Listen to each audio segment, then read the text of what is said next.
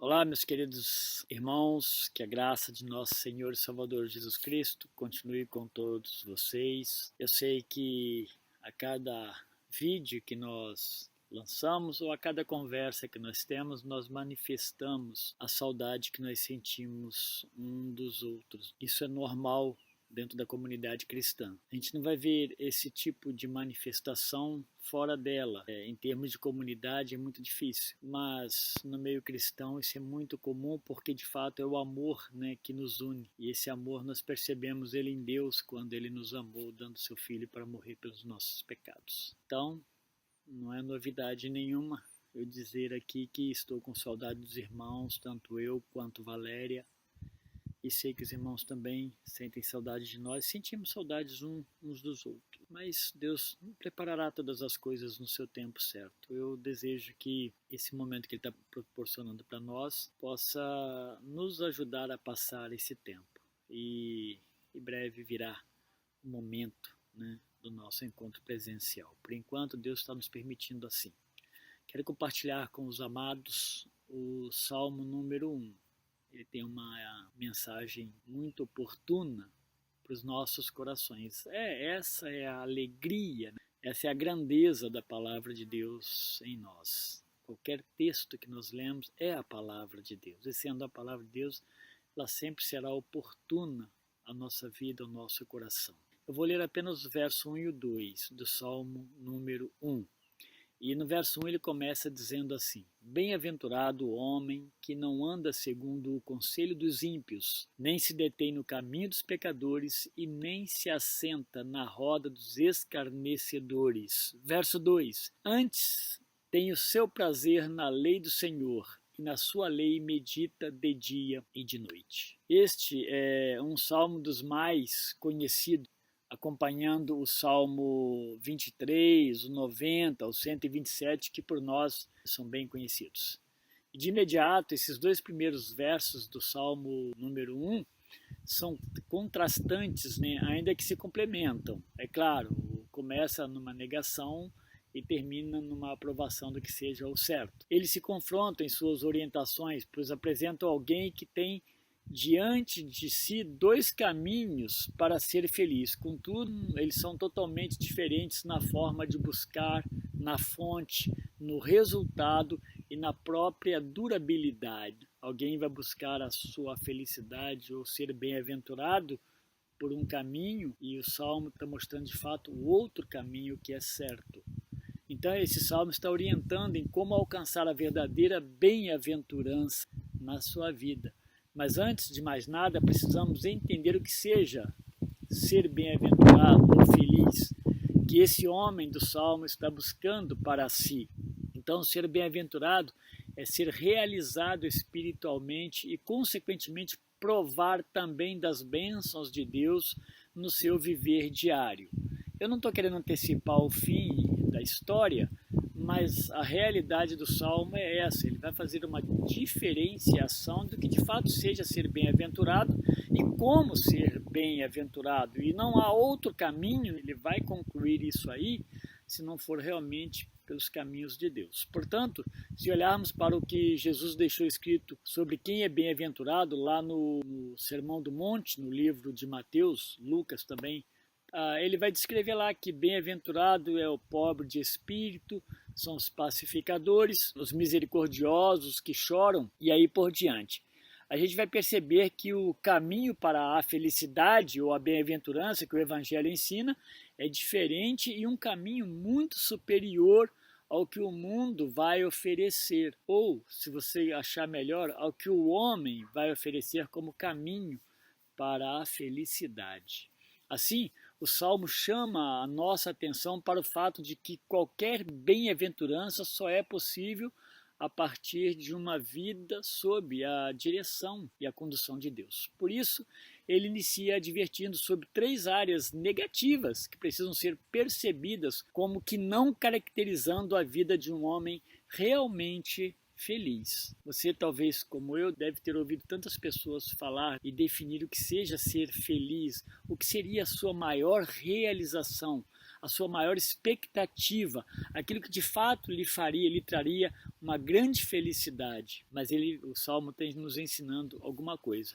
Em primeiro lugar, na cartilha de Deus, uma pessoa bem-aventurada nunca tomará como seu conselheiro alguém que pratica a impiedade, alguém que é impiedoso. Impiedade é justamente tudo que contraria a Deus, que Deus é piedoso.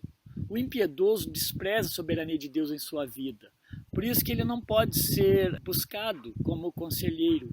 Ele ama a recompensa, ele cobra o favor daqueles que lhe devem sem misericórdia nenhuma, porque ele é impiedoso. Assim, o conselho de um ímpio trará junto uma conta muito alta para o aconselhado. Buscar o conselho de um ímpio é desprezar a bondade e a graça de Deus na sua vida. Muitas pessoas têm tomado sérias decisões em suas vidas ouvindo conselheiros ímpios, que se apresentam como amigos, mas cujos conselhos não caracterizam uma orientação de Deus, algo vindo de Deus para o nosso coração, para a nossa vida. Portanto, essas pessoas ímpias, elas não são qualificadas para que você busque os seus conselhos. Lembra que a Bíblia trabalha com pessoas ímpias, usa muito essa expressão no Antigo Testamento, e lá no Novo também, livro de Atos e assim por diante, os evangelhos, vai colocar o ímpio em confronto com o piedoso. O piedoso sempre será aquele que tem discernimento de Deus, obedece a Deus, serve a Deus. O ímpio não. Esse ímpio, ele não conduz sua vida pela palavra de Deus, e esse é o grande problema. Enquanto o cristão dirá assim, olha, a Bíblia diz isso e isso, tome cuidado. Ou seja, o cristão vai aconselhar baseado no que a Bíblia diz. Contudo, o ímpio te dirá assim, proceda conforme está mandando o seu coração. Você já deu muita chance. Faça o mesmo com ele. Pague com a mesma moeda. Então, esse é o conselho normalmente de uma pessoa ímpia, impiedosa, que não ama a Deus. Não terá a sabedoria da palavra de Deus. Vocês compreendem a diferença? Isso jamais levará alguém a ser bem-aventurado, porque o bem-aventurado jamais encontrará felicidade ou essa bem-aventurança num conselho ímpio. Lembre-se de que o conselho é o primeiro passo para a prática. Então, uma pessoa, após ser aconselhada, ela vai praticar aquilo que recebeu como conselho. E eu conheço cristãos que foram mal aconselhados, buscaram conselhos ímpios e sofreram duras e graves consequências em sua vida. Então, tomem cuidado com isso. A primeira orientação é que não busque o conselho do ímpio. Mas também, uma pessoa bem-aventurada jamais o será detendo-se no caminho dos pecadores, como o Salmo continua dizendo no seu verso 1. O caminho dos pecadores são para aqueles que ainda não viram em Deus a libertação para os seus pecados. O homem é pecador, e Gênesis deixa isso bem assim claro para nós. A queda. Esse tipo de pessoa pecadora não se submeteu ainda à humilhação de servo, ao arrependimento, portanto, inaptas para aconselharem com sabedoria bíblica alguém, porque ela ainda convive com o pecado como algo normal. Sou eu que tem o meu pecado, que problema tem fazer isso ou fazer aquilo? Não se importam consigo mesmos em relação ao futuro distante e nem com aqueles que estão ao seu lado. As pessoas pecadoras, elas estão olhando o mundo como algo presencial, momentâneo, e mais importante é agora. É o que você pode viver e fazer agora. Elas convidam para o mal, a qual convite o servo de Deus não deve ceder. Provérbios 1:10 fala sobre isso. Não ceder ao chamado, ao convite do pecador, do homem mau. Não são a representação de uma pessoa verdadeiramente feliz. Não é o retrato de uma pessoa feliz, segundo esse Salmo número 1. E muitos ainda batem ou buscam a felicidade no caminho da maldade, associando-se a homens, a pessoas pecadoras que não se importam com Deus, com sua palavra, com seus conselhos. fazem amizades com estes e sorvem os seus conselhos, pois junto com este se detém. Pessoas que se associam com uma pessoa pecadora, ela vai se tornar como tal, ela vai conviver, ela vai adquirindo hábitos dos pecadores, palavras dos pecadores, dizeres e gestos, condutas de pecadores. Acabam se procedendo como essas pessoas. Fazem amizade com estes, sorvendo os seus conselhos, portanto, porque se detém com eles. Provérbios adverte que há caminho que ao homem parece bom, mas o seu fim são caminhos de morte. Perceba isso, porque a associação com o pecado não conduz à vida. Nunca haverá felicidade nessa associação com o mal e com o pecado. Então não é o caminho bom. Isso não é ser um homem, uma pessoa, uma mulher, uma criança, um adolescente, um jovem bem-aventurado. Terão apenas alguns flashes de felicidade que passarão. Felicidade entre aspas, porque vão passar muito rapidamente, porque a vida voa. Por fim, outro caminho que permitirá que o homem seja bem-aventurado será jamais assentar-se à roda dos escarnecedores. Percebem que o Salmo traz uma possibilidade de uma queda gradativa? Se você prestar atenção nas palavras que ele está usando aí, andar primeiramente, deter-se e assentar-se. Parece-nos que esse último estágio, o assentar-se com o escarnecedor, é o que o homem da roça chama de o fim da picada, quando já não dá mais. Olha, já passou por todos os estágios, agora é o fim da picada. É o arremate do que possa ser ruim na vida de uma pessoa. Ele não apenas rejeita os princípios de Deus para a sua própria vida, como convive naturalmente com o pecado, bem como de Deus essa pessoa escarnece, né? Não possui nenhum temor a Deus. Aqui pode estar presente o orgulhoso, a pessoa arrogante. Ela não precisa de Deus, o escarnecedor. A sua pergunta é: quem é Deus? Ou, como o Salmo 14:1 afirma, diz o tolo em seu coração: Deus não existe. É uma afirmação. Cuidado com esse tipo de relacionamento. O texto deixa claro que com estas pessoas não há nenhum tipo de acordo, ou não deve haver. Elas ainda não encontraram sua verdadeira felicidade, senão em suas próprias realizações, se valendo de migalhas de prazer, coisas passageiras, uma felicidade passageira, uma felicidade que está se apoiando em outra pessoa, em conselhos aparentemente vantajosos que não conduzem à verdadeira felicidade. Então, são ilusões que rapidamente passam. E como ser realmente bem-aventurado? Então, o verso 2 afirma que antes tem o seu prazer na lei do Senhor, e na sua lei medita de dia e de noite.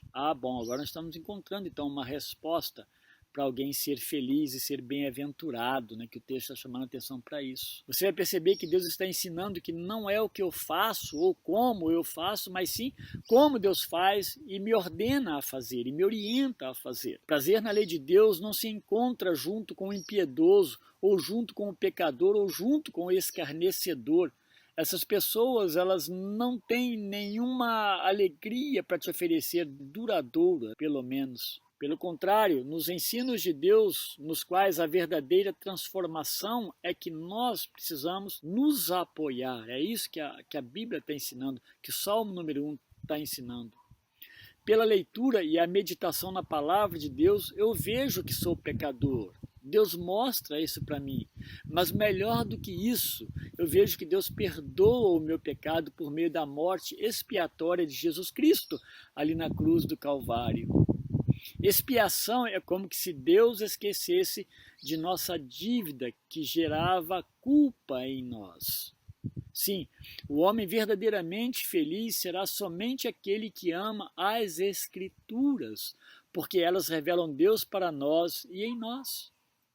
Nela encontramos a verdadeira felicidade, que é o homem mais feliz do mundo, senão aquele que se encontra com Cristo.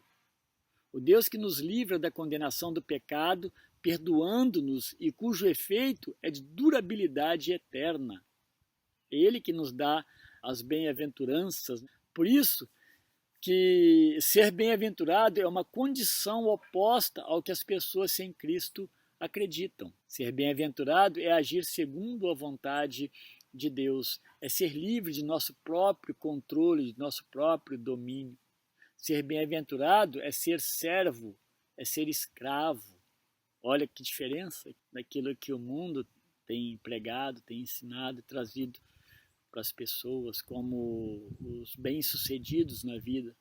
Portanto, o caminho para alguém ser bem-aventurado passa pela cruz de Cristo.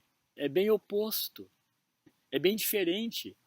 Bem-aventurança passa pelo caminho da humilhação, pelo caminho da redenção, pelo caminho da nossa reconciliação com Deus. Como o homem pode ser bem-aventurado se ele não se reconciliar com Deus por meio de Jesus Cristo? Não tem jeito. Tudo isso nos é apresentado nas Escrituras Sagradas, na Palavra de Deus, na qual devemos ter prazer e nela meditar todo o tempo. Foi mais ou menos a mesma orientação que o Senhor deu para Josué. Olha, está vendo o livro da lei? Está vendo a palavra, a minha palavra escrita aí? Então não se desvie dela nem para lá nem para cá. Nela você medita dia e noite. Não é diferente. Josué seria bem-aventurado, um bom conquistador, não pelo seu grande exército, se pudesse tê-lo, com as grandes armas, mas é pelo temor a Deus e pela obediência à sua palavra. Quem não ama a palavra de Deus assediará ou será assediado pelo ímpio, pelo pecador e pelo escarnecedor, o zombador. Pessoas que não amam a palavra de Deus vão conviver e vão buscar esse tipo de associação. Eles não amam a Deus e nem a palavra de Deus. Você é bem-aventurado? Ou você apenas vive alguns momentos, alguns flashes, como eu disse anteriormente, de felicidade? Mas eu quero dizer para você, querido ouvinte, com Jesus você pode ser feliz eternamente. Então pense nisso, ore a Deus sobre isso, tome cuidado com as suas fontes de conselhos, as suas maiores amizades. O cristão, Deus proporciona a ele uma igreja, um corpo, um grupo de outros irmãos que o amam, que dele cuida. Cuidamos um do outro. Então, Deus proporciona isso para que o cristão ele não estabeleça amizades profundas com o pecador, com o ímpio, com o zombador. Tome cuidado com isso. Quanto mais nós amamos a Deus e a sua palavra, nós naturalmente nos afastamos do pecado e todas as suas ramificações. Que Deus abençoe você, querido. Que Deus guarde seu coração e o preserve do mal. Vamos orar ao nosso grande Deus. Pai amado, Pai querido, louvado seja o nome do Senhor. Obrigado, meu Deus, por esse salmo. Ó Deus, nos dê sabedoria para compreendermos, ó Deus, que ser bem-aventurado, feliz, não é buscar nas pessoas e nas coisas a resposta, mas é no Senhor. A felicidade não está nas nossas posses, mas está, ó Deus, naquilo que o Senhor é em nós, naquilo que o Senhor fez por nós, na nossa transformação de vida, no nosso novo nascimento, na nossa regeneração, na justiça de Cristo imputada em nós. Ó Deus, são coisas simples e acessíveis a todo o que crê. Então, muito obrigado, meu Deus. Nos faça homens, mulheres, crianças, adolescentes, jovens, sábios, que conhecem e compreendem, ó Deus, que a verdadeira felicidade está em Cristo, está no Espírito Santo, está no Deus Criador. Então, bendito seja o nome do Senhor, meu Deus, pela palavra do Senhor em nosso coração e que ela frutifique para a glória do Senhor, em nome de Jesus. Amém. Deus abençoe você, querido irmão, e prepare-nos, o nosso coração nesses dias difíceis, que sejamos acalentados e confortados sempre por Ele. Grande abraço para todos.